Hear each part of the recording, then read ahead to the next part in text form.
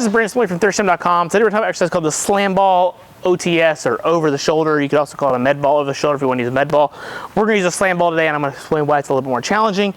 This is a conditioning-based exercise more so than anything.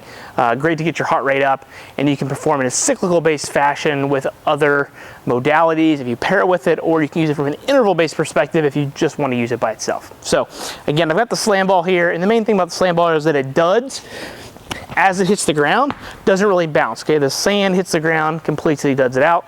A med ball is going to bounce back more cases than not, so that's why this works great. It's going to make it a little more challenging. It's going to dud, and that's going to make it stop on the ground versus bouncing and we having to possibly go chase it. Okay, so essentially you want to make sure your clients that are doing this move relatively well. They don't have low back histories of like bending over and picking stuff up, or they do it really piss poorly. We want to kind of use some decent movement patterns here as we go to pick this up. So what we're going to do is, as we go to pick it up, we're just going to roll it over our shoulder. We're going to turn around and do it on the other side. It's essentially an exercise in futility. Okay, so timer goes. When I go down to get it, I want to make sure I'm coming down in a squat-based motion to pick this up. I don't want to round over to pick it up. Ideally, I want to try to use my whole body, use my legs behind me, as you see on your lovely boxes that you get from Amazon. Team lift, and the guys like this, we want to do the same thing. Team lift over the shoulder, come back, team lift over the shoulder. We're gonna go back and forth until I get my sets and my reps, or until the timer goes off and we're good to go. So again, not too crazy of an exercise, right? Now, obviously the way you progress this is to use a heavier ball to make the picking up off the ground more challenging. Someone like me, I might want to use a 40 or 50 pound ball. So that way, as I go to pick it up, I'm getting some strength. I'm having to use a little bit of full body to get it going. I'm obviously going to get less reps, but if it's more challenging from a strength perspective, that means I can do more strength-based work in a time frame, especially if I'm going to pair this with other things, a conditioning perspective.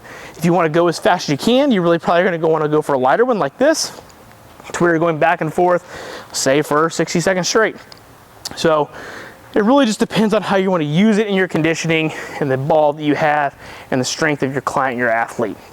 So more cyclical based work, lighter ball, trying to just keep moving naturally. It's not about a race, it's about just keeping moving. If you're trying to do some heavier work and do some intervals, say you're going to do 45 seconds on, or I'm sorry, 15 seconds on, 45 seconds off, that's definitely, from a conditioning perspective, more anaerobic in nature. You're allowing more recovery, then that's going to be okay. So you're going to want a heavier ball to be able to do that. Or if you want something in the middle to where it's going to be a mixed modality, you're going to do so many reps, go to the bike, go jog, go do a thruster, what have you. Then you've got some different options there. You want a medium paced ball depending upon what that conditioning circuit that you have has laid out and kind of what the goals are. So that covers the gist of the exercise, how you could potentially use it in your programming. We like to use it with many of our weight loss and personal training clients more so than anything, and I like it from a mixed modality perspective for me personally.